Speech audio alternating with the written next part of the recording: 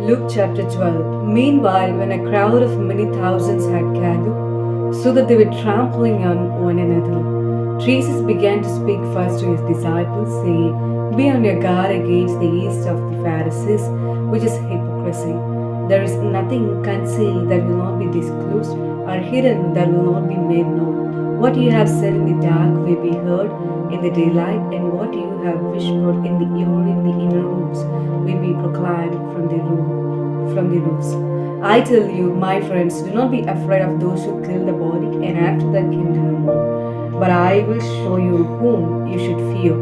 Fear him who, after your body has been killed, has authority to throw you into hell. Yes, I tell you, fear him. Are not 5 sparrows sold for 2 pennies? Yet not one of them is forgotten by God. Indeed, the very hairs of your head are all numbered. Don't be afraid, you are worth more than many sparrows.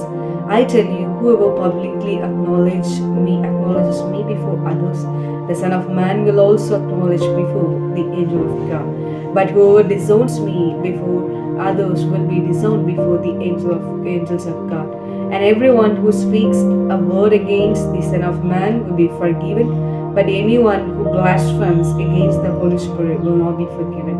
When you are brought before synagogues, rulers, and authorities, do not worry about how you will defend yourselves or what you will say, for the Holy Spirit will teach you at that time what you should say. Someone in the crowd said to him, Teacher, tell my brother to divide the inheritance with me. Jesus replied, Man who appointed me a judge or an arbiter between you? Then he said to them, Watch out, be on your guard against all kinds of greed. Life does not consist in an abundance of possessions. And he told them this parable. The ground of a certain rich man yielded an abundant harvest. He thought to himself, What shall I do? I have no place to store my crops. Then he said, This is what I will do. I will tear down my barns and build bigger ones, and there I will store my surplus grain. And I'll say to myself, You have plenty of grain laid up for many years. Take life easy, eat, drink, and be merry. But God said to him, You fool, this very night your life will be demanded from you. Then who will get what you have prepared for yourself? This is how it will be with whoever stores up things for themselves, but is not rich toward God. Then Jesus said to his disciples, Therefore I tell you, do not worry about your life, what will you eat, or about your body, what you will wear. For life is more than food, and the body more than clothes. Consider the ravens.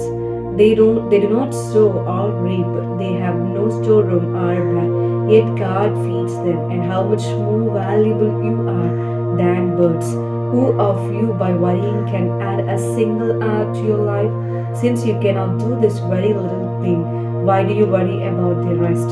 Consider how the wildflowers grow. They do not labor or spin, yet I tell you, not even Solomon in all his splendor was dressed like one of these. If that is how God clothes the grass of the field, which is here today and tomorrow is thrown into the fire, how much more will He clothe you of little faith? And do not set your heart on what you will eat or drink. Do not worry about it, for the pagan world runs after all such things, and your Father knows that you need them. But seek His kingdom, and these things will be given to you as well. Do not be afraid, little flock, for your Father has been pleased to give you the kingdom. Sell your possessions and give to the poor. Provide purses for yourselves that will not wear out, yet treasure in heaven that will never fail, where no thief comes near and no moth destroys. For where your treasure is, there your heart will be also. Be dressed ready for service and keep your lamps burning, like servants waiting for their master to return from a wedding banquet, so that when he comes and knocks, they can immediately open the door for him. It will be good for those servants whose master finds them watching when he comes. Truly I tell you, he will rest himself to serve, will have them recline at the table, and will come and wait on them. It will be good for those servants whoever master finds them ready, even if he comes in the middle of the night or toward daybreak.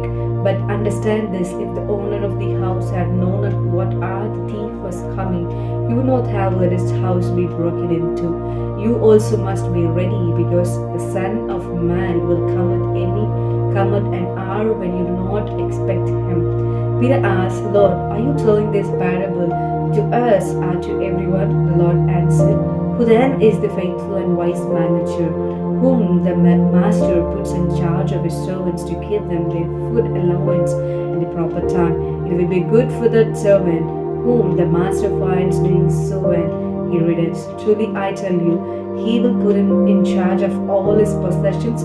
But suppose the servant says to himself, my master is taking a long time in coming, and he then begins to beat the other servants, both men and women, and to eat and drink and get drunk. The master of that servant will come on a day when he does not expect him, at an hour he is not aware of. He will cut him to pieces and assign him a place with the unbelievers. The servant who knows the master will and does not get ready or does not do what the master wants will be beaten with many blows. But the one who does not know and does things deserving punishment will be beaten with few blows. From everyone who has been given much, much will be demanded. And from the one who has been entrusted with much, much more will be asked. I have come to bring fire on the earth, and how I wish it were already kindled. But I have a baptism to undergo, and what constraint I am under until it is completed. Do you think I came to bring peace on earth? No, I tell you, but division. From now on there will be 5 in one family divided against each other, 3 against 2, and 2 against 3. They will be divided, father against son, and son against father, mother against daughter, and daughter against mother, mother-in-law against daughter-in-law, and daughter-in-law against mother-in-law. He said to the crowd, when you see a cloud rising in the west, immediately you say, it's going to rain, and it does. And when the south wind blows, you say, it is going to be hot, and it is. Hypocrites, you know how to interpret the appearance of the earth and the sky. How is that you don't know how to interpret this present time? Why don't you judge for yourselves what is right? As you are going with your adversary to the magistrate, try hard to be reconciled on the way, or your adversary may drag you off to the church, and the judge turn you over to the officer, and the officer throw you into prison. Either you will not get out until you have paid the last